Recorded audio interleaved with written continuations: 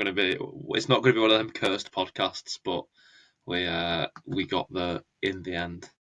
So What's the first podcast? so a What cursed happened? podcast is pretty much every podcast that I seem to do where something will catastrophically go wrong, rather live or post. Last podcast I did, my MacBook died 50 minutes in.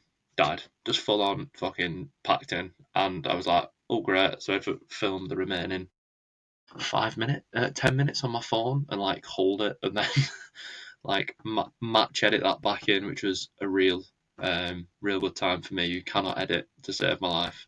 I mean, And imagine it was fun. I mean, it was a learning curve. I'm on a different laptop now, so I'm hoping that this can hold, like it can deal with the output of the podcast. But it's all fun and games. It's the glamour of podcasting that you don't see behind the scenes. I don't trust MacBooks. I had a MacBook at uni and it decided to self-destruct a week before my dissertation was due in. And let me guess, you And hadn't saved anything. no, I actually think I had it saved to a hard drive or like a pen thing. I Yeah. think my dad would be like, make sure you save it. And I was like, "Pfft, like that's gonna happen. And then it did. And I was like, I'm not gonna tell Ooh. him he was right. So if he ever listens to this, he's gonna find out He's that gonna you be like, I told you so. yeah. But yeah, so I've never trusted them ever since. Now I've got a don't even know what this is. My broken laptop. The one that we've just discovered you have about 7,000 tabs open on, and it's the reason that it ran at a snail's pace. Yeah, sometimes it takes like 10 minutes to turn on.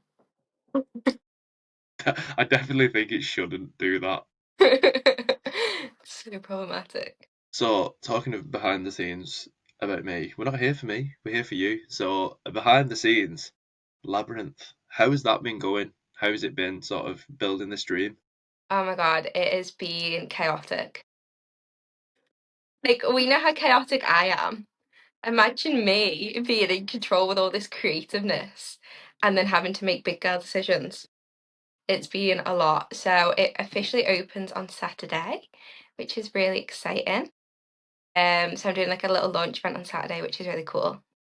And the studio is painted because originally, did I ever tell you about the colours of the studio? No, I feel like you told me about the quote that you got and how it was like astronomical, and then you ended up doing it yourself. Yeah, no, I got a painter and I What did did you get a do in the quote at end? one point. And that was ridiculous. That was for like it getting spray painted, and that was like gonna break the bank. And I was just like, no. And then I was gonna do it myself, and then all sorts of stuff happened where we have a skylight in the stairs. I know when we had that big storm, Hmm. the skylight literally like fell in. Like onto the Wow. stairs 2 weeks before I was supposed to get the keys, and they were like, "You can't go in there because of health and safety." So everything got pushed back by a month, and I was like, I'm just a girl. I just want to be in there. I just want to paint it pretty colours. So that happened. And then I got a painter, and he was amazing. His name's Jack.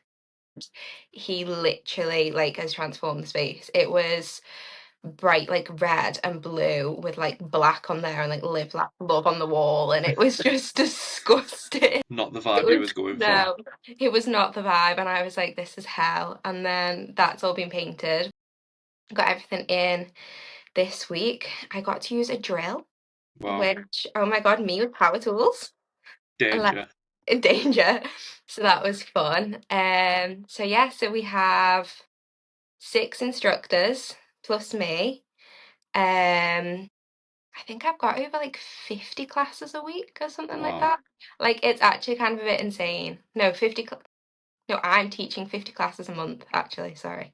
I It's a mean, hell of a lot. still a lot of Yeah, classes to be still a lot doing. of classes. There's a hell of a lot a week. The booking system went live 2 weeks ago, and I've got bookings, so that is stunning because that was the biggest How does that concern. feel when you see it? You know, when you get that Oh first my one. God. So we put it up, and the first day it went up, I was out in Manchester with my best friend, and we'd gone to a little sushi bar, and I'd ordered sake, wine, that Yeah. really strong wine.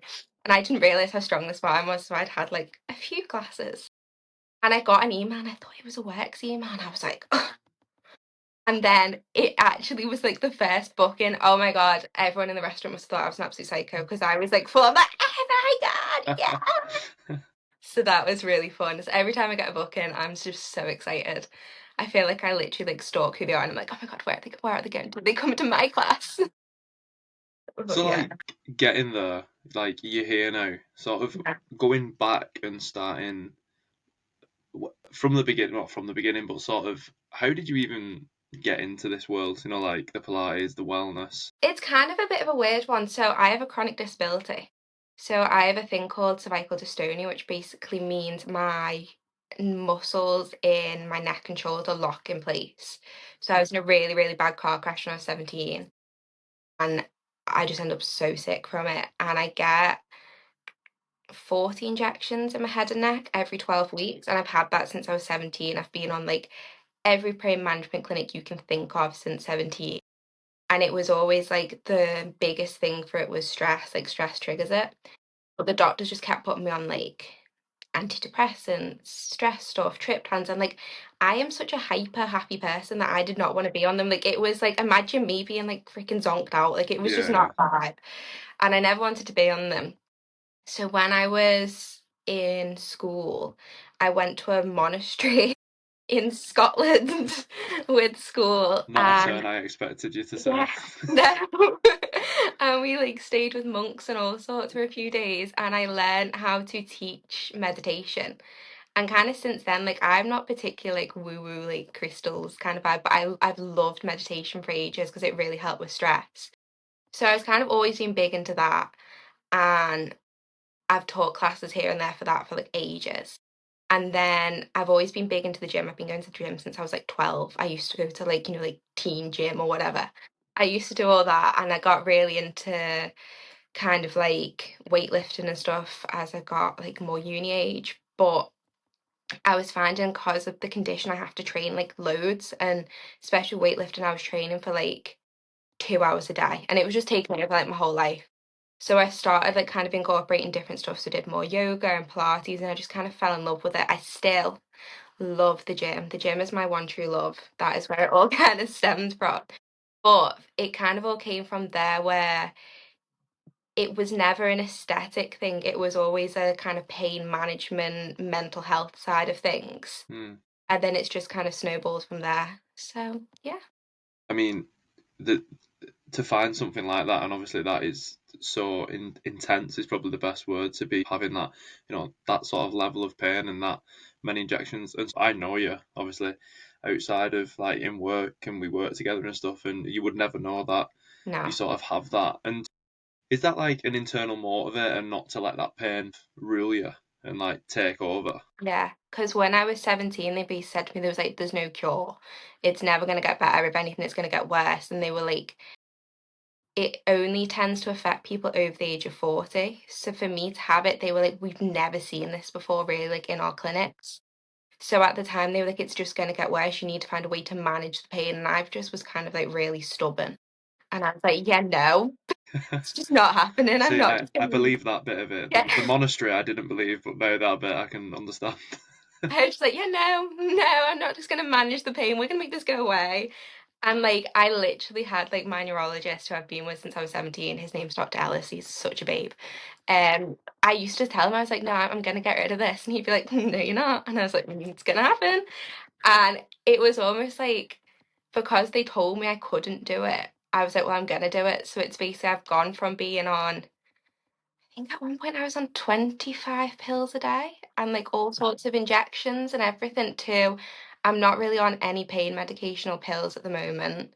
Occasionally I'll take like an naproxen if I'm having a really bad flare up, but that's about it. And I've got my injections down to every 6 months. And I don't really touch wood get flare ups. So that's really good. They've wrote like medical studies on it and all sorts. So that's been kind of like really the driving factor for it was just like I'm not gonna let this thing control the whole rest of my life. Like I always knew I wanted to do things, so I was like, well, we're not gonna let this minor setback. Yeah. Yeah, I love that. Again, sort of just like listening to you talk about it, it it sort of comes through so much that mindset was such a massive factor of just not letting it break you down. Do you think you've always been like that? You've always had that mental resilience even before the crash? I mean, I feel like to a degree, yeah, but it definitely got stronger afterwards. Like, don't get me wrong, I will have major crash outs over it. Like, I am that person. Do you know have you ever seen those TikToks where someone's like crying their eyes out and then 2 minutes later they're fine? That is me. I will literally sit there, sob, be hysterical, and then be like, you know what, it's fine. But I definitely think the crash and the pain, all that made it better because there was a point before I got diagnosed where the condition basically causes chronic migraines. So it's like if you've ever had a migraine, you know how bad they can be. Times that by 100 and make it last for like 3 months straight. And then imagine you've just turned 18 and all everyone wants to go out is drink and do Yeah. whatever. So it was really like at that point, I was just like, I can't see a kind of way of getting over this. And then as soon as I got like a little glimmer of hope of like, okay, we could maybe do this, that kind of just like that was the goal was to get over it. But yeah, it's definitely helped everything else in life. Like bad things will happen. That's what. Yeah. And I suppose Watch this. yeah. And did you know like did you know about the condition prior to the crash, or did the crash sort of bring the condition to light? Like, did I have it Or beforehand? like I imagine you've always had it, or was it No. like, So or was it it was from the triggered by the crash? crash. Ah, right. So just a bit of backstory for everyone who can't see how short I am. I am 5 foot. So when I had a crash, I'm not allowed airbags in my car because I'm so short they would snap my neck if they went off. Fuck off. When Seriously. Yeah, it's a legitimate thing. I had to have them disabled by a fireman. Oh my God. And I'm gonna this have to tell my fireman, mum. My mum's like yeah, 5'1". yeah, it literally, because I was a fire cadet back in the day, of course, and and they told me when I was like first start driving, you need to disable them because if it went off, the impact and the strength of it will snap your neck, so the way it'll hit you. Because I'm on the closest setting to that steering wheel, and Literally at the wheel, like next. literally, like, and I sit bolted up. But anyway, when this car hit me, I've gone like this and then like this, and all the like muscles in my like body and stuff, and it's all like to do with it's a I can't say this word, neurological, Neurological, yeah. that it's a condition from that. So it's like when I've hit my head, it's triggered my brain to basically tell itself that the muscles are gonna lock in place. So that like my neck muscles are constantly like this, so they don't release ever. So they're constantly stressed. So imagine when you're stressed and you're like that. Imagine Yeah. that all the time. Wow. And it causes all the pain like all down here and like that. And the only way they can treat it is with the injections, which are Botox injections. So I am gonna look young forever. Every cloud. Every class, free Botox. But it like it's not a long term solution. Like it doesn't last. The injections don't last for a while. Like you can get them, then you have to have gaps in between, and they don't really last that long. But Paper that in the kind crack. yeah, that's what kind of triggered it. And the problem with the condition is because it's like your brain telling it, like pain medication and stuff doesn't work. So there was a point before I started getting the injections where I was on like morphine and all sorts, and they were just giving me loads of painkillers. And like I was literally like, none of this is working. But because I was so desperate for it to work, I'd be taking painkiller after painkiller after painkiller, which is obviously dangerous because, Yeah. addiction. And it just kind of got to a point where nothing was working. So that's kind of how it all came about and happened. That's Yeah. honestly insane. Like, I mean, my mind was blown at the airbags initially, and then it just got even more. The fact that Yeah. it's a neurological condition is mad as well. I mean, the brain is Means a so lot. insane, isn't it? As like Yeah. that's what your body's decided that Yeah. constantly I'm gonna lock your neck muscles in place. It's just ridiculous. And like the side effects from the neck muscles, because mine was always the headaches and the migraines, but it doesn't actually even come from the headaches, it's just like a side effect. So it is crazy. And I'd only been driving 3 weeks when it happened, so it It's, wasn't great. yeah, but I mean, look, I mean, it's one of them, innit? You sort of look at the outcome of that now, Yeah. and you probably do you think you would have gone down this avenue if that would have never No. happened? No. I'm definitely more resilient from it. Like there's so many things, like obviously like even me and you with our child, the redundancies. Hmm. Like it would be so easy to just kind of go to shit with like everything. Yeah. And I feel like I do a bit sometimes, but like it's definitely had such a massive impact on my life, but it's made me have different perspective on things. I've been like a pain management mentor to like young kids and stuff like that. So there's so many things it's actually opened the door for.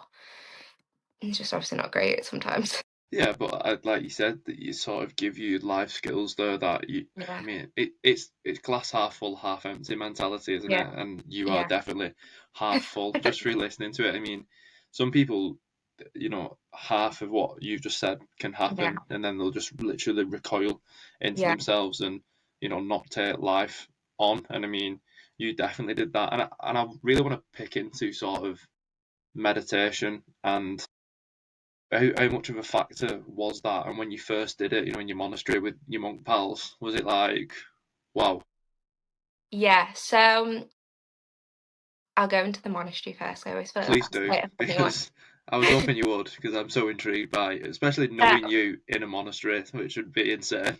they actually did a vow of silence bit at one point. So, um, so when I went to a Catholic primary school. I'd always kind of been like my nan is very religious. It's always been like God, all that kind of thing. And I'd never kind of explored any other religions. I'd always found it interesting to learn about, but I'd never actually kind of like background learn anything. And it was A level religion I was doing. There was only 3 people in our class. That's how we ended up going because we actually had funding. And when they told me I was going, I thought I was going to a cult. I was like, oh my God, where am I going? I'm Like, never coming home. I'm never come home. Like, the witch isn't going to get me. It was like, I was just so freaked out.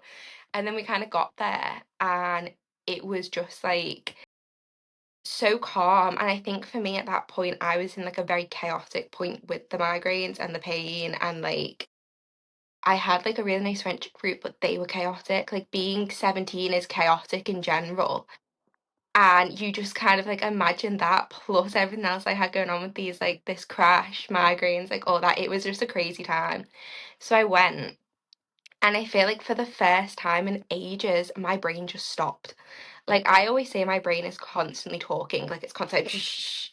And it was literally like I just felt like someone went shoom. So it was like the nicest environment I've ever been in. Like, I've never been somewhere like that. I've been to spas, I've been everywhere, never hit that kind of thing. And they kind of start you off with like short intros to meditation. So it'd be like an hour, it'd be like do this, guided meditation, stuff like that.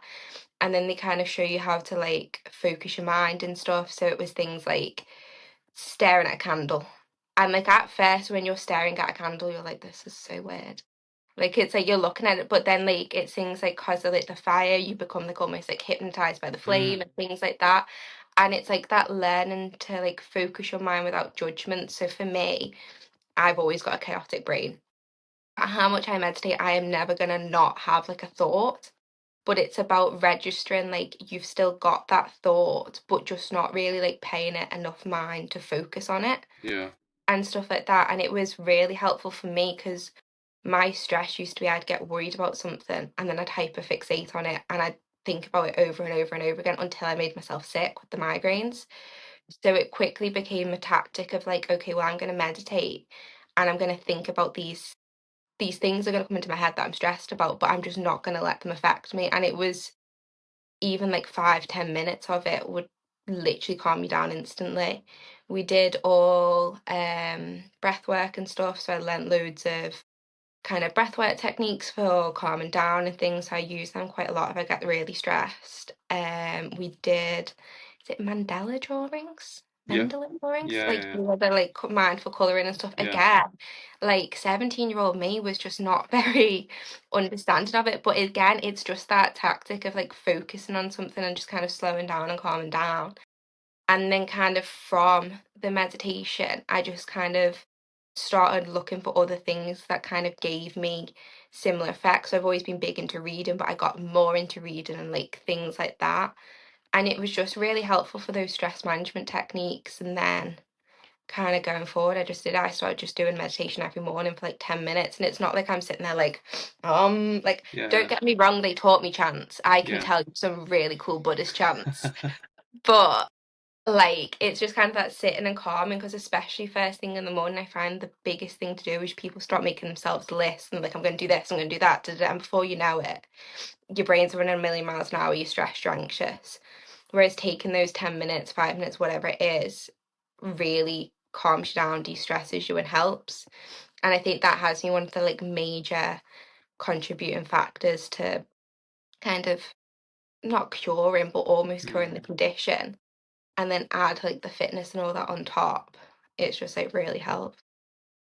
Yeah, I mean, it makes perfect sense when you sort of explained it there, and almost the learning the ability to like is it compartmentalize Yeah, the things that happen, because yeah, we're quite similar in that we're yeah, both pretty, like golden retriever yeah, mentality, just carnage and chaos, yeah, and like brains constantly going. yeah, And I'm not as I like meditating, and I've done it and I really see the benefit of it. yeah, But like for me, I get that when I do like an ice bath or an yeah, ice, something where it's yeah, literally something else is happening, where it shuts my brain off rather than me.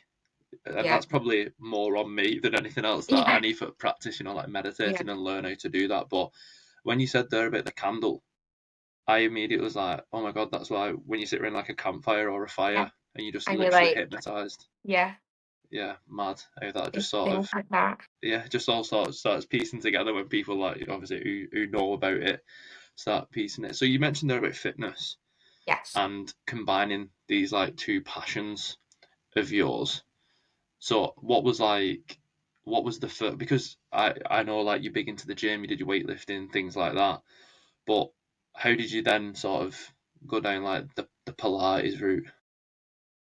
It was kind of a case of the problem with the condition is to get the muscles to like clench, you have to continuously progressive overload with it. So it was getting to the point like I could lift like 150 kg for a 5 foot nothing person, like that's a lot. And it was like I'd not aesthetically, but I was kind of not liking how I looked from it because I was becoming so almost bulky. Yeah. And it was like the effort it was coming to. It was like I said, it was taking me 2 hours in the gym, like racking, de-racking, stuff like that. It was just becoming a massive thing. And I enjoyed it, but again, it was like the same thing every week. I had a routine. I'd do this exercise and that exercise, and I'd been doing it for so long that I was just getting bored. And I'd kind of like almost fallen out of love with the gym. Like I was like forcing myself to go. I'd try new things, like, and I always found the gym kind of like lonely because I feel like for boys it's easy to make gym mates. For girls, it's Mm, not. Girls walk around the gym and they pull faces at each other. It's just awkward. You can't make girlfriends in the gym, and I've always found that. And that for me, as a very sociable human being, was like always like really sad. yeah. So I kind of went to classes more with the goal to make friends. And then I did a few Pilates classes and I was like, oh my God, I love this. But then it was the aspect of too. After a few classes, I started noticing things like my posture was improving, or like I was carrying myself better. And especially for my condition, like I'm literally slouched right now, so that's not a very good example. But my shoulders naturally curve forward and I hold myself in funny positions because the muscles will just randomly lock in weird places. But I noticed, like, okay, I'm holding myself better, I'm doing this, I'm doing that. I wasn't waking up, like, a big thing is I wake up with like locked muscles, so I'd wake up and my neck would be like this. And I could always get it fixed within like 10 minutes because I know, like, I'd always done stretching and yoga and all that.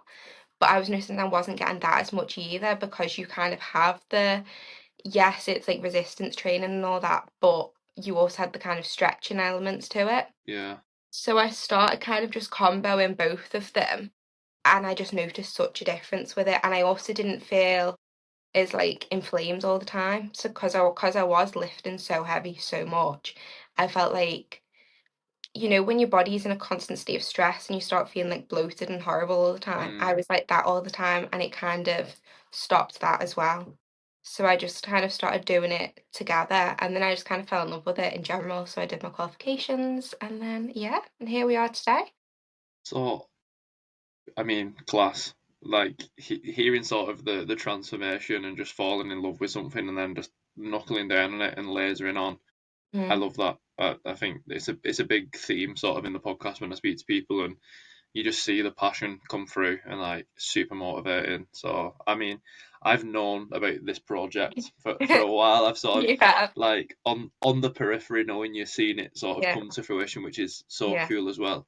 But this is what I want you to sort of really get into is you've mentioned there about, like you have to be careful about like your stress levels with your mm, condition and things like that. So you naturally thought, what I'll do is I'll create a business with a full-time job and do all these things, X, Y, and Z. So yeah. how the fuck did you like manage that, with also having these like probably these niggles in your mind, not speaking for you, about like, oh, I can't get too stressed, I've got to do this, I've got to do that. Adding that additional load to your plate. Why? Big thing for me was I felt so not in control of the situation. And if we haven't guessed already, I'm a bit of a control freak. So not having control over that situation really freaked me out and actually caused me a hell of a lot more stress. So I'd been already considering maybe doing like events and stuff like that, and I wanted to get more into teaching at the classes. I started running some kind of like wellness events just on the side, almost as something to do to take my mind off the redundancies thing. Because it was like, for me, I always need like an outlet, like I need a creative thing. If I don't have it, I get bored. And I was like, I'll just start doing these things to see how it goes. And they went really well. And then I got in touch with the King's Trust, which is like a mentoring program. It's funded by King Charles, and they basically help young people get into business. And like, I've always kind of had a background. I've been really into like business stuff. I got a business degree. I had my own company when I was at uni, like stuff like that. That I've always been really interested in. That I've always wanted to be kind of like somewhat self-employed, but I don't come from like money or anything like that, so I've never had like the funding. Whereas when I found this, they can basically give you up to like 40K in funding, but on top of that, they give you all the business mentoring. So I got in touch with them. They were like so helpful. We went through like, I think it was about 6 months of mentoring, like making a business plan, doing everything. And it was like because I had that support from them, I was able to do it, I think, because the things that I would get stressed or worried about, or I'd be like, oh my God, I can't do this, can't do that, they'd help with. So I did have really good support in that aspect. Um, so it kind of snowballed from doing the events. I quickly noticed it was costing me hundreds of pounds to rent a venue. Hmm. So then I was like, well, why don't I just get my own venue? And I was going to originally get one venue, and I don't know if did I tell you about me getting scammed? No. I got scammed. Can this be a So podcast exclusive? Can we keep this yeah, in? this can be the Class. podcast exclusive. Don't get scammed, kids. So I was about to take on a like really tiny unit. Like I mean, it was like one room. Hmm. Originally, it was going to be like £300 a month. It was in the Wayfarers Arcade. Fuck the Wayfarers Arcade. And I was going to do it there. And basically, I went in a few times, and it was just a bit shady. They couldn't Hmm. really tell me which room I could have and stuff like that. And then I went to take on this room. They said, yeah, yeah. And then when I was like, when can I start? They were like a bit funny on the dates. And I actually ended up arguing with the estate agent, which don't argue with me because I will hold a grudge. So because I was like a bit peeved off, I decided to go and look at the space. And when I went, there was no floor. So there had been severe mold and damp, Oh and the God. floor had caved in, and they were trying to sell me it on like a contract for 3 years, where basically I couldn't get out of it, and they were going to just fix the floor and not tell me that there was severe mold and damp. Wow. Then just like leave. So if I hadn't gone in that day, I wouldn't have known. And this all Hmm. happened, and I was like, oh my God, what am I going to do? And then the same day, I went on like I think it was like Right Market or something, and I found literally the same car park backs onto this unit, a yoga studio that Wow. was like that was up for rent for the same price as this one room, consisting of like two studio rooms, a treatment room, bathrooms, kitchen, like you name it, it had everything. And I was like, oh my God, it's meant to be. Hmm. So I ended up just taking that on because I decided it was just a sign that if I didn't take it on, I was an idiot. So yeah, so I did that, and I argued back with the estate agent and told him I'm never taking on that unit and never to lie to someone again. That doesn't shock me. That you was like, I'm digging my heels in and going for it. But I mean, a question for you. Put you on the spot a little bit. You just said there like it was fair, it was meant to be. How much do you live by that? I mean, I'm not one of those people who's like, oh, the universe, da da da da Mm, da.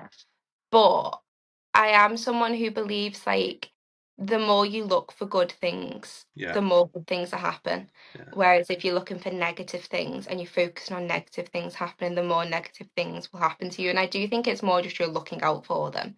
It's like if you say I'm going to see a red car, you'll see 6 red cars. It's those kind of things. But I think the more you're actively looking for those things, the more they'll happen. I actually seen a quote the other day, and it was like, you pray to catch the bus, and then you run as hard and fast as you can to catch the bus. And I think that kind of sums it up. Is like you want the good things to happen, but then you do everything in your power to make those good things yeah. happen. Yeah, like it's not going to come to your door and just happen. Not going to No, come and pick you up, is it? And I no, agree wholeheartedly with how you said it then. Like, I feel like some people are far too much based their life on like the secret and think if yeah, I say it 40 times a day, it's just it's going to gonna happen. happen. Yeah, I can Yeah, sit on my arse and yeah, just say it over and over again and it'll happen. When in reality, it's like if you look, you will find, and you might not necessarily find, but it's like when you buy a car in it. It's probably yeah, the best example. You never see that car, you never see that car anywhere, and then you buy it, and everyone's got it. It just appears over and over again, and that's just because your mind is so focused, and that definitely applies going there. But I mean, yeah, imagine if you hadn't have just yeah, had that chance, that if yeah, that idea could go on that website that day, and then yeah.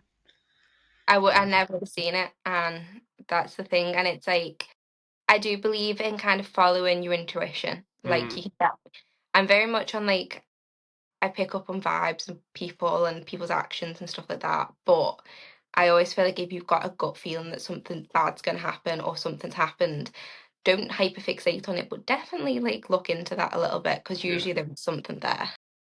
And do you think that's where like meditation's coming for you, that you can fixate on it, but it almost sounds like prior to you having like the skill around meditating, it would almost consume you. Yeah, And they're yeah, like, do you think meditation has helped you almost step out of yourself and see it from a bird's eye view rather than facing it head definitely. on?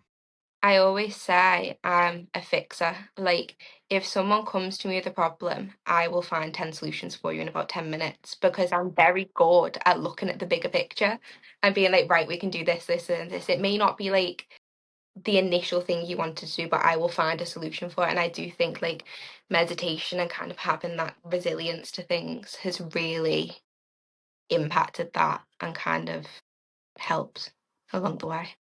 So you got your space, you found Hmm. your space, Yes, full time job, stress full to the time. max, everything's like, I was in the same boat as you, Matt. Like, you think, you try and not let it consume you. You try and not let it be at the forefront of your mind, but it's just there, isn't it? It's just like Yeah, there in your mind.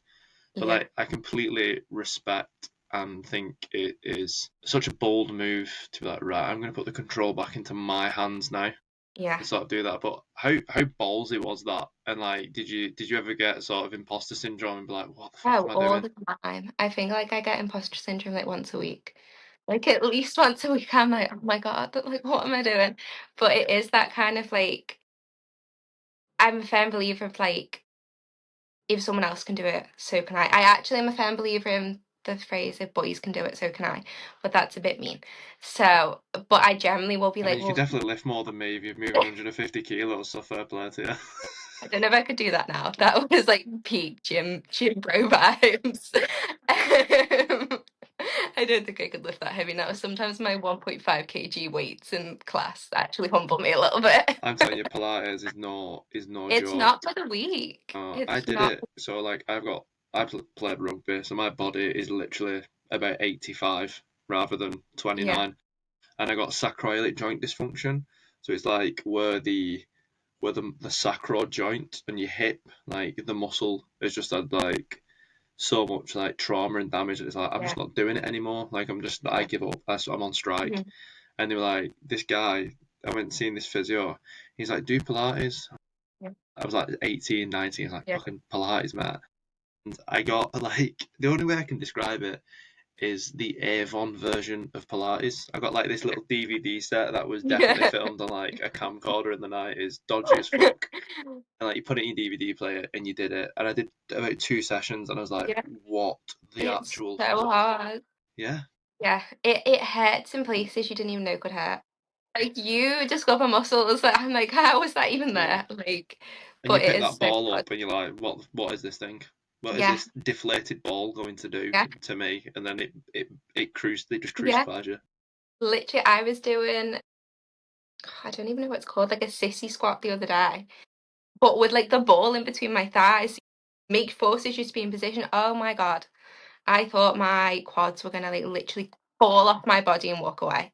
It was the worst pain I've ever had. I don't think I can teach it in a class because it hurt that bad. You're like gurning at the front trying to teach it. I cannot talk and do that.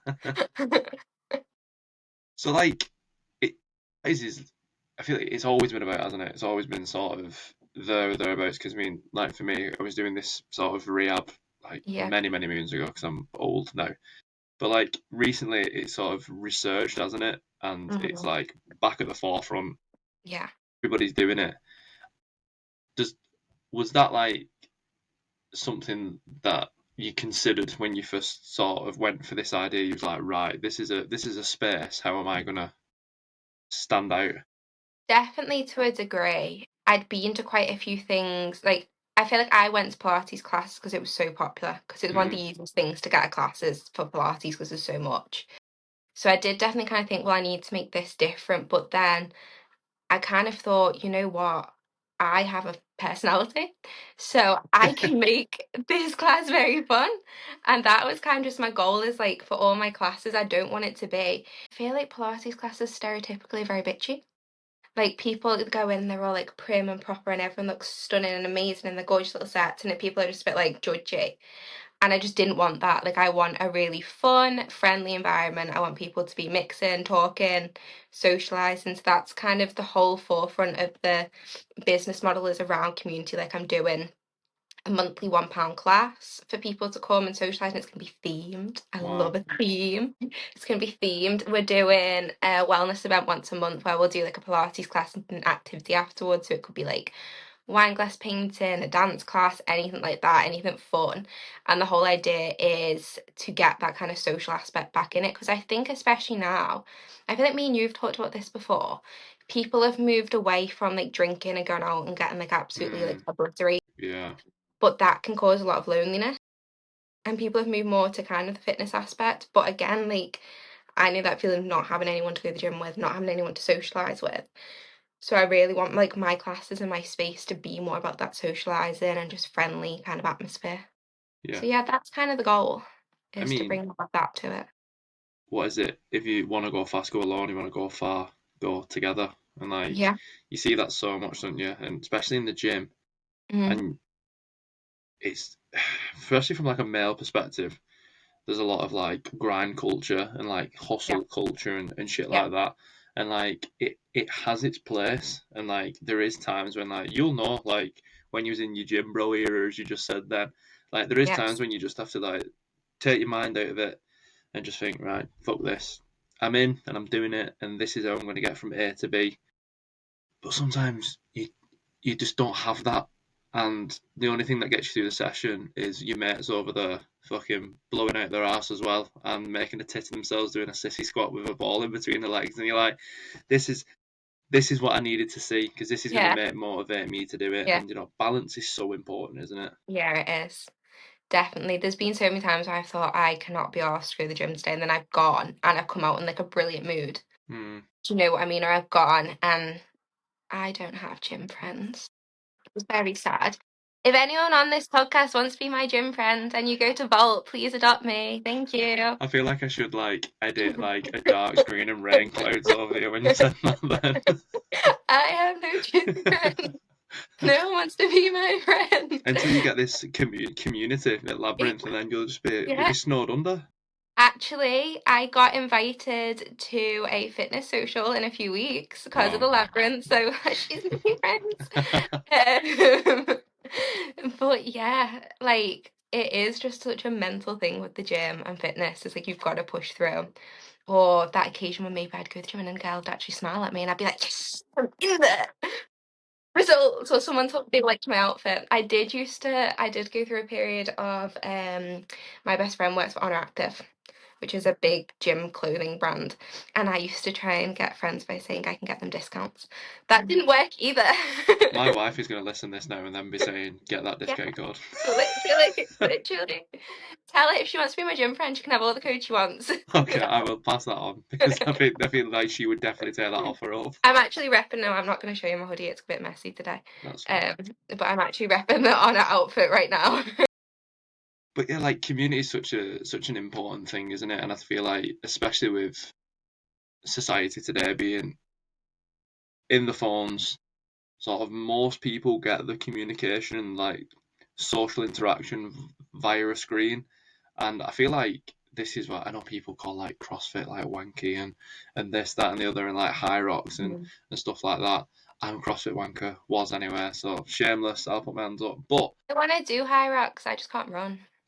that's why I don't do high rocks because I would be wrought off after 100 meters. But like the main thing of why I used to love doing CrossFit and like miss it is like the camaraderie, the community of it.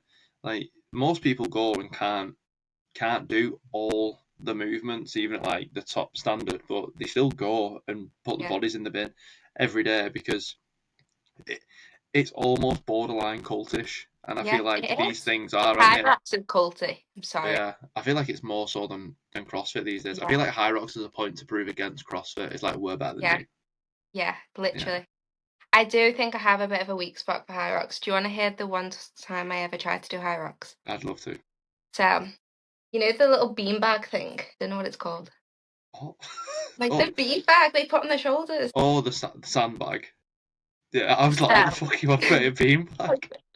so the I thought you meant a beanbag. wall ball initially. I was like, that's not a beanbag, No, man. no, the beanbag. Yeah, So the beanbag, you obviously have to put on your shoulders. And at the time, I was like, I think I could lunge like, I want to say 20 kg plate either side on the bar. So I thought, 15 kg beanbag, sound. yeah. No one showed me how to get it on my shoulders. So I picked up the beanbag and was like, whoa, threw it up, didn't consider gravity, and went backwards. Fell flat on my back, winded myself backwards. I was literally just like on the floor, like, Big like wheeze as you hit the choking. floor. Literally, like I literally felt like I could not breathe. I thought I broke my back. I was just lying there like, and this was one of the only times someone actually did socialise with me in the gym because I wasn't even in a class. I just thought, oh, if I can try and learn how to do it by myself, I can It's go like to the class. that poor random girl has just broke a spine trying to do a sandbag lunge for the first time. Someone had to come over and was like, oh my god, are you okay? And I was so embarrassed. I went bright red and I was like, yeah, yeah. So I've never been to high rocks class because of that experience. So if anyone here can show me how to get a sandbag on my shoulders, I'd be appreciative. I We're love doing it for the friends. I absolutely love the contrast of that. Once upon a time, you could move 150 kilos in weight, and yet you got absolutely decked off a sandbag that was 10% of that. Yes. Yeah, It life will hurts a humble you lot. fast. Yeah, I think added to the brain damage. That's one of the things I don't want to laugh at, but I suppose, yeah, I'm gonna have to. You But can, it's fine, I yeah, allow it. perfect. That's fine. As long as you've allowed it, that is It's fine, okay I with consent. me. So like, it's coming up now. It's Yes. Saturday. I mean, whenever Yes. it might have happened when I get this released, but like with by the time it's there, Yes. what is gonna keep you motivated? Do you think? Generally, my business plan's like 5 years long. So I've got so many goals to work towards. There's so much I want to do. Like it's opening now, and obviously my main goal at the moment is to actually get people to come to my classes. So that's the main goal at the moment. But I don't feel like it's just motivation that'll keep it going. Like it is literally like I don't want to say hustle because I don't even think it's like hustle, but having that drive behind it, like even when the motivation's not there, you've got to want it enough that you're like borderline Yeah, obsessed and yeah, like a bit obsessed, like addicted to it that pushes you. Like I am literally obsessed with this. Like, I go to sleep and I think about it, and I wake up and it's the first thing I think about. And probably during this period of time, I probably had a dream about it. Like, that is the level of obsessed Yeah. you have to be like self-employed and have stuff like this. But it's like, I think what you are epitomizing this now from my like perspective of seeing like other people like yourself, and it's passion. I feel like when people have passion for things, motivation doesn't necessarily need to be there. No. I always feel like that it's a seesaw of discipline and motivation, and they sort of like Yeah. teeter Yeah. between the two. But I feel like discipline comes when you want something. You're not just doing it for like, you know, the gram or TikTok or things like that, because Yeah. you can so very quickly disconnect and disassociate from something Yeah. if the passion isn't there. And do you Yeah. think this is why it's so like entwined into your being, because it's just you found like the passion? Yeah. I've definitely always had like a passion for wanting to be like self-employed and business Mm. and all that, but then I kind of found the thing that made it click, and as soon as I found that thing that kind of made the switch click, I was like, right. The Venn There was diagram, like, and this was the yeah, middle. this was the middle. Yeah. But then it was like as soon as I had that goal and I knew what I wanted to do, like there was literally nothing that could have stopped me. Like there was nothing. Like realistically, like my life at one point with these redundancies and stuff was going to absolute shit. And Mm. I was like, no, we're still doing the studio, we're still doing this, we're still doing that. Like that's the main thing. So I think even if it doesn't work out first time, I'm gonna still keep pushing on it. So it's Mm. gonna work out at some point, no matter I what. I have no doubt that it will work out. Just one, knowing you, and two, just like you can just clearly see that it's so like ingrained into you. I feel like that's Yeah, such a weird way of phrasing it, but with some yeah, people, you can immediately see that this isn't what they want. It's what yeah, they. I'm trying to not sound condescending, because I'm not like some fucking guru who has everything sussed out. You know what I mean? But like, I feel like some people they're just doing it for like, I just I think this is what I should be doing. It might make me money, or it might make me like, yeah, more sort of like influential, etc. But like, I was actually having this conversation with Sam in the sauna today. I I was don't know like, who Sam is. Sam, Sorry, you do I don't. Sam, Jim, Sam. See, no one talks to me in the gym. I don't know who any of these people are. Sam Edgel, bald Sam, glasses Sam. Sam! Yeah, sorry, I know Sam. Sorry, Sorry, Sam. Sam. Sorry, Sam. I have had multiple meetings with Sam. I Anyway, forget we have a sauna. I'm yeah, sorry. sorry, right. Sorry, Sam, you've just been outed like Sorry, that. Sam. Love But you, Sam. so I was speaking to him today about this, and I was like, the podcast for me literally doesn't like. I'm gonna edit the rain clouds and the darkness onto me now for Yeah. my little violin moment, but like, doesn't make any money, doesn't do anything like Mm. this. But Yeah. I don't really give a shit anymore, just because like I enjoy it, and it will be Yeah. what it will be. Like, Yeah. having these conversations with people, and like having this conversation with you, like this is probably, I know when we talk at work and stuff, we go down tangents and sort of never talk about what we particularly aim to, but Don't like, say that. My manager may listen to this. I mean, we always get our work done to a super efficient standard, and it's always, it's always so good. But like, you would never get the opportunity to like really just sit and be laser focused into someone else for like an hour, or that sort of period. So for me, it's just like it's so good, and then it's super motivating to see people like yourself who are just like balls deep and passionate into it, and you're like, right, well, it's like you know what you say, like, if boys can do it, I can. I'm like, if this person's super fucking passionate and they can do it, like I can Yeah. fucking do it as well, man. And I think Yeah. like, hopefully this is what the podcast is about. Hopefully it can No, show people 100%. that you Yeah. can just like, you had a full time job. You've just said then, like, I mean, you've come through some fucking proper like trials of, like It's like the the bush trucker crash, trials. exactly, but like on steroids. But Yeah. then, like, you said there, like, you was at a point where your life felt like it was at shit, but you just carried on going with it. And now, does it feel like it's all like been worth it? Now it's here and it's coming about.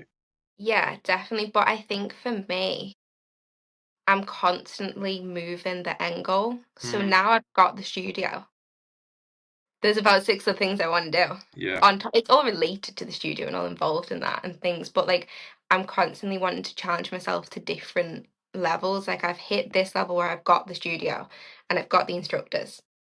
But now I'm like, okay, so I want to do this with it and I want to do that with it. So I'm always kind of, I wouldn't say pressuring myself, but I'm always kind of challenging myself to do different things and make it better. Like, I don't think I'm one of those people who will just settle and be like, okay, this is enough. I'm happy now. Like, it's always going to be one, I'm always going to want to do more.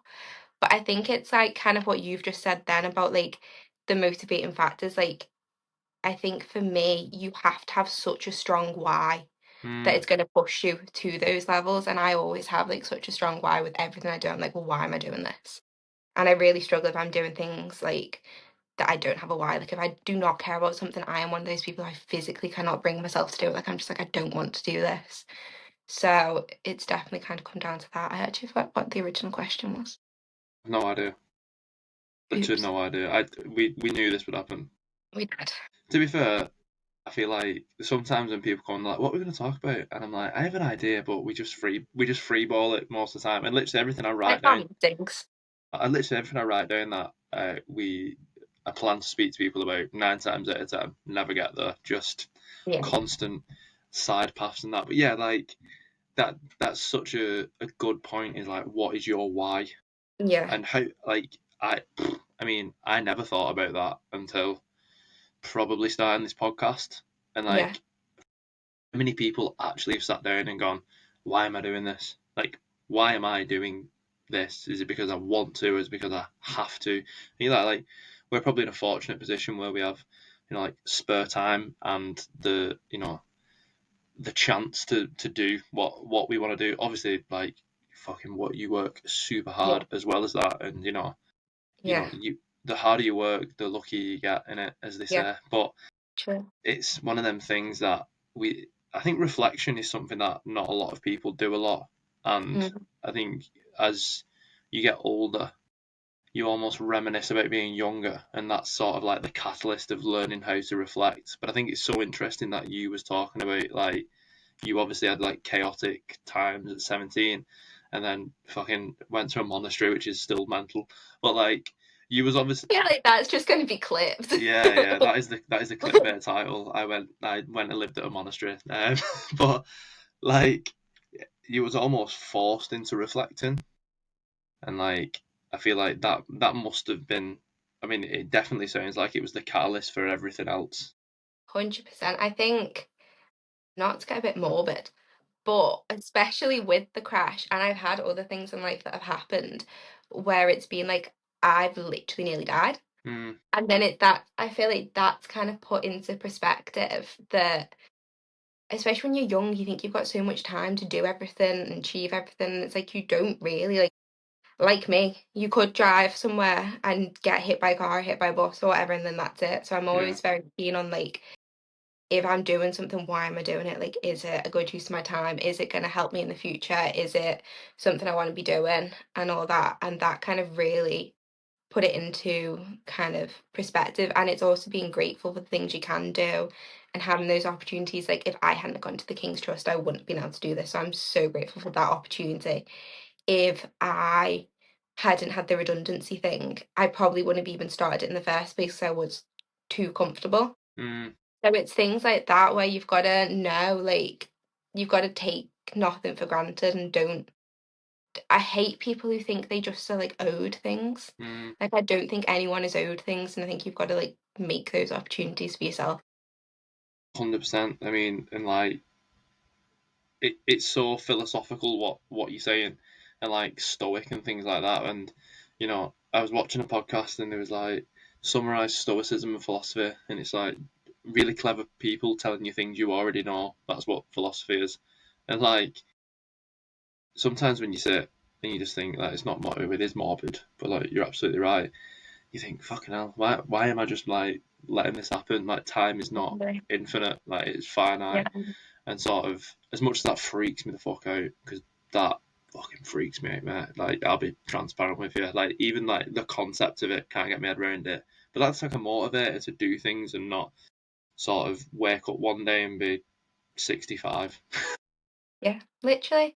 Mm, Like, I don't wanna wake up when I'm 65 and be like, "Oh, yeah, I worked a desk job for my whole life, and someone told me my whole life when I can go to the toilet and when I can go on holiday and all this stuff." yeah, it's like taking that power back for you. Yeah. Power to the people. But yeah, I, so something that I always ask on the podcast, and I always have like an idea. I always try and like play a game myself and guess, see if I can guess any of the things that you're gonna say. But if there was Mhm. three habits that you would recommend to the everyday person to like improve their life, improve their wellness, what would them three habits be and why? And the habits that you do. Like daily habits. It can be like daily habits, like routines. They don't have to be like every day.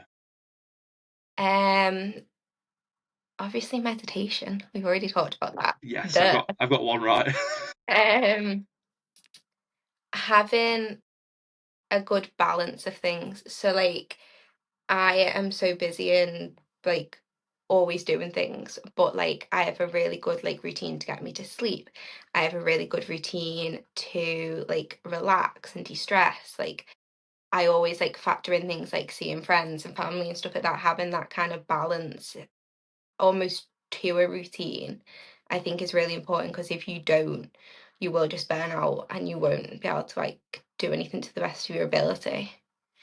Um, Everyone everyone gets stuck on three. It's very like there's been like a couple of times where people have thrown three out, and I've been like, whoa. But like everyone gets stuck on the third. Probably say find something that you enjoy doing that isn't like work related or business related or something that you have as an outlet. So I am the biggest bookworm ever. I do not read self-help books. If someone recommends me a self-help book, I'm not going to read it. I read books about fairy assassins and Wow, I love it. wow, So find something like that that can kind of separate you from like everything else that you can yeah. just kind of have for That's yourself. so interesting because I was definitely like I read every night helps me sleep. That's sort of like my meditation because Yeah. literally I'll be reading my Kindle and then next thing I've like dropped I it have a on my jailbroke face. Kindle. Go do tell more. I can't tell more, it's illegal. Is this someone's certain archive that you download from? Um, um, I don't know Oh well, what to not call it. sad. You can tell me off. You can tell I'll me tell you off. in work. Yeah, yeah, that's fine. Because there's also other things that I know if it saw out on Kindle, so I was wondering if it was the same. One of the feds knocking down our doors for our book reading. That'd be No, my dad's a detective, so. yeah, that'd be the saddest way to go, wouldn't it? Like, what you in here for, man? I jailbroke my Kindle. Yeah, but like, but say we did a tangent, but like I read and like I find nothing more switches my brain off. But like I used to read like self help books and non-fiction books before bed, and I'd be like, right, I'm getting to the next subheading because I'm like I have to finish it like a chapter Yeah, or a subheading, and then I'd be like falling asleep, was on the subheading, and then I'd be like reading the day after and be like, what the fuck? I haven't because I hadn't read anything. I was just falling asleep. So now I just read like I'm reading one called Dungeon Crawler Carl at the minute, which is essentially like a video game yeah, novel, which is class. And I read yeah. about 4 pages every night, and I'm KO'd. I don't watch telly, like really ever. But you know the way people get like obsessed with TV series and they like binge watch TV series. Book series, I binge read books. yeah. I can probably read a book in a week. Well, I can't do that. It's problematic. Like, and I am dyslexic as fuck too. So it's just like a bit problematic. But yeah, I am a book addict. Mm. Well, like when you mentioned there about routines and things like that, I've completely gone back to another a habit there. But were them sort of routines always in place for you, like sleep routines and stuff? Because like when you say to people about sleep hygiene, they just imagine about like Yeah. cleaning your face before you go to bed, which is a No. part of some people's sleep hygiene routines. Don't In get me my face wrong. every night. Yeah, but like, has that been something you've done for a long time, or was that like a recent Yeah. revelation? I'd definitely say with the condition I have to have routines. So it's like I said, I wake up, I meditate, I stretch, da, da, da. But I think I got more into the sleep one maybe about 2 or 3 years ago. I used to just find it really hard to sleep. Like once I'm asleep, I can sleep, but I've got a very loud brain, so Shutting my the brain brain, off in it. yeah. So it'd be like shh, and I used to find it really difficult to kind of get that wind down. So I started kind of. Do you remember when there was the trend on TikTok and it was like sleepy girl mocktails? No idea what you're on about. They were so cool. It was like making a drink at night that looked like a mocktail, but it was like help you I feel sleep. like even if I did, I would not admit to people that could hold it against me forever Jack online. definitely knows what sleepy girl mocktails are. Caught I, him. I actually don't, but it sounds insane, and I'll probably They go were and so look at good. it. But I actually got really into it from that. So the what I used to have before bed was sour cherry juice, but it has to be sour cherry because it's really high in melatonin, Hmm. and then magnesium, and I don't even remember what else was in it, like coconut water or something like that. And it'd help you sleep. And literally, it's probably was a bit of a placebo effect, but I used to be like knocked out. Still works if it's Then, placebo. yeah, and then I got into, do you know the Tea Man from work? The one at the start, the one that The goes to like Scott. the start. Yeah. Yeah, yeah. If anyone struggles to sleep, buy his sleepy tea. I've had many a conversation with this man. The tea he sells is the highest level of something tea that he can make that's legal. Wow. That stuff will also knock you out. So I got really into stuff like that to help me sleep. And then it just kind of came a routine. Like, I don't like to be on my phone before bed. If I am on my phone before bed, that's not going to be good. I like to read before bed, but again, because of the book addiction, I need to be careful what I'm reading, because if I'm too into the book, I will stay up and read till 2 a.m. So I have to be careful. I usually have about 2 books in the go. I have my actual book I'm obsessed with, and then usually like some sort of romance novel that kind of like helps me go to sleep. Something that like bores you to sleep is what you're Yeah, saying. I'm like, Yeah. oh, See, I went can't be through a bothered. phase of like thrillers. Like I love Yeah. thrillers, Mm. and there was one, and I started reading it, and I stayed up till 5 in the morning reading it, purely because it was literally giving me palpitations because it was stressing me out so much. But I was just like, I'm gonna have to start reading like thrillers, and then I was reading like horror, and then I'd have like really, really freaky Yeah, fucking nightmares. yeah. And then yeah, I read American Psycho once, and I had to stop reading it at like past 2 o'clock in the 2 o'clock in like the afternoon because I was having like violent night terrors because it was so fucked up. And I threw the book away when I finished it, and it's never been in my house since. I can't watch horror films at all. I I had can't. nightmares from Lord of the Rings, so Funny story actually. My dad took me watching Lord of the Rings when it first came out, so I was like yeah, 7, and yeah. the orcs in it, mate. I cried. I just literally No, like left the cinema. It was I fucking was awful. Gollum. Gollum, yeah, Gollum's freaky though. To be fair, Gollum is freaky. But yeah, I'm not good with anything like that. I can't watch scary things. I can't read scary things. I don't like it. I've got a too active imagination for yeah. that. I See, will see them in the corner of my room. I'm the opposite. I can't watch it, but I can read it. No. So yeah, which is arguably worse because it just literally gets into like your psyche and your mind, makes it 10 times worse. But I had a book series. Sorry, I really put it in then. I no, really apologize. I was literally not going to say anything of great. You say I this, so please fire away. I read a book series recently called Throne of Glass. Oh my god. I feel like It I've is heard the of this. oh my god, you will have. I actually have a bracelet on right now that's Throne of Glass merch. This series, I think about it every day. I have a TikTok like saved bit with just Throne of Glass fanfics and stuff like that. That is how obsessed I am. But this was a 9 book series, and we're talking like each book was like at least like 900 pages. I read the whole thing in a month. Wow. It was horrendous. Like, I'm addicted, and I don't think I'm ever going to find a series that was that good again that I'm going to read that's going to just be as good. And it's really upsetting me at the That moment. is the issue, isn't it? Is when you find something so good that like after it you're a bit like, what's the fucking point? Yeah. 'Cause I'm like this with Um, this one that I'm reading now. I think it's a 9 book series again, and I'm 4 in, but I've been reading it since like May. So yeah. yeah, I'll probably finish it at like 2036 or something. But Yeah. like, I'm already like mourning its loss, and it's not even Yeah. gone yet. Yeah. I think I'm in love with some of the characters from this book. Like, it's But not then what's gonna going go to well. happen is they're going to make it on Netflix, and they're going to ruin it, and then you'll fall out with it. Don't. I actually dread the day that happens because they won't be able to make it as good. So, But it will happen because I mean, Harry Potter is the best example of that. The books are class, and some of the mm, films are pretty garbage. Or some yeah. Harry Potter fans are going to come for me for that if they ever bother listening to this podcast. No, they can't make it. And the problem with me with books is I now have standards from men from my books. And like I'm single, so I'm just never going to find anyone because my book standards are like up here. I'm like, well, such and such from this book would have done this. Yeah, So, this 9 series fiction book is yeah, literally what I now hold every person to yeah. ever. And if you don't match that, I'm sorry. Well, So, you've got your standards, fair play to you. Well, mhm. I mean, you're not going to settle for any less, I guess. No, Right. The last question that I always ask, which is in tandem with the absolute mad let's tangent we've go. just gone on. 3, it's nothing to do with book fan fiction, don't worry. It might be, but I don't think it is. It's whatever you make it, really. So Okay. I said, what were the 3 that you'd recommend to the everyday person?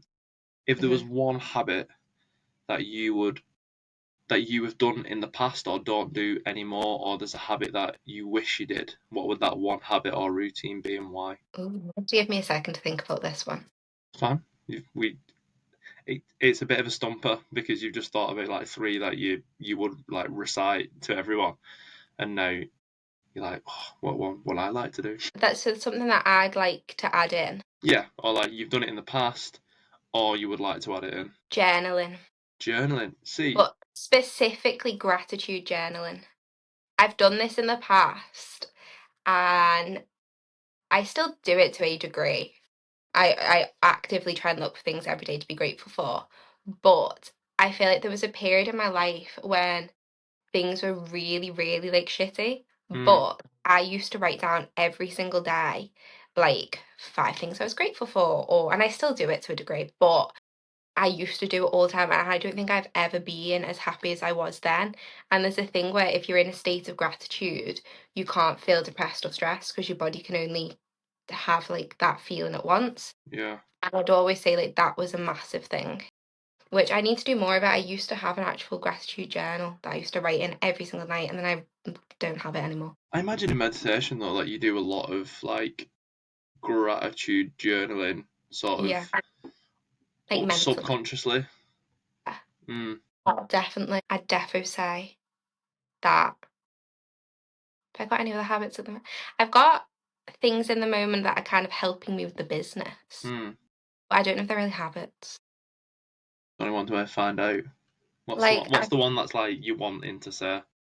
the one thing at the moment I think is kind of keeping me sane is I have a meal prep service, and Nice. that is really helping because I just don't have time to cook. Can we plug which one it is? Just out of interest for Yeah. me. Yeah, so it's my friend Max who does it, and it's called Maxi Nourish, and it is amazing. It is all Check out Max. shout out Max. It is all like healthy, like bone broth, butcher's meat, no seed oils, anything like that. So it's Nice. amazing. But having things like that in place has really helped with the business where it's like I'm not having to think about those like day-to-day tasks. Like I can just focus on the business. So It's one of that's them another thing things, about isn't it? that habit. Yeah, well, it's sort of like a routine, isn't it, that you've put in place, Yeah. like to be efficient. And I think, money buys time, time saves money. Yeah. And when you sort of laser focused onto something, it's making them sacrifices, isn't it, of Yeah. what's more important, the time to put into the business or the time making the food to stay healthy, etc. So yeah, that's a nice little insight to a business owner. But it's funny that you mentioned meditation and journaling because Yes. meditation is on the podcast always the thing that people want to do more, Yeah. and journaling is second, like Mm. of what people want to do more. So it's people are so aware of it, but like probably have only ever like me, I'm exactly like this, only ever like dipped the toe in it and never. Did you come to my meditation session? I I can't didn't. remember. I was aware, but I Oh. heard nothing but good things off Sam. You forgot. I'm sorry, Sam. I can't wait to see him and tell him this. I was like, you feature in the podcast. I was like, you feature in Don't. the podcast, Sam. Sam, I'm sorry. Really sorry. And then what's going to happen is I'm going to forget that I've said that, and then you're going to see him at work and be like, "So sorry, Sam, about I'm that," and he'll so be sorry. like, "What the fuck are you on about?" I don't leave my new office. I am in there all the time. I have not been able to sports in about 6 months. It's fine. It's fine. But you won't cross paths with him. You won't get yourself in trouble. So it's I'm all gonna good. team them and say sorry. And he'll be like, "Why is she saying sorry to me?" Firstly, thank you for your time. I can imagine that you're so busy at the minute, getting everything ready for Saturday, and knowing that this has been a project that has been in the works for a very long time. Super, it's just class to see, and I'm very happy for you, and I'm looking forward to seeing sort of the journey of it. Thanks. Well done, you, mate. Like, not many Uh, people take something from a concept to an actual thing, so fair play. And before we go, let people know where they can find Labyrinth, where they can find you, how they can book on and join this community, become your gym girlfriends. yeah, but be my gym friends, please. If you take anything from this, be my gym friend. So for my Instagram, it's the.labyrinth.studios on Instagram. You can also find me on Gymcatch if you type in the Labyrinth Studio Southport. We're on Lord Street above the Barclays Bank. I have a Facebook. I'm not very good at Facebook, so probably don't go on there.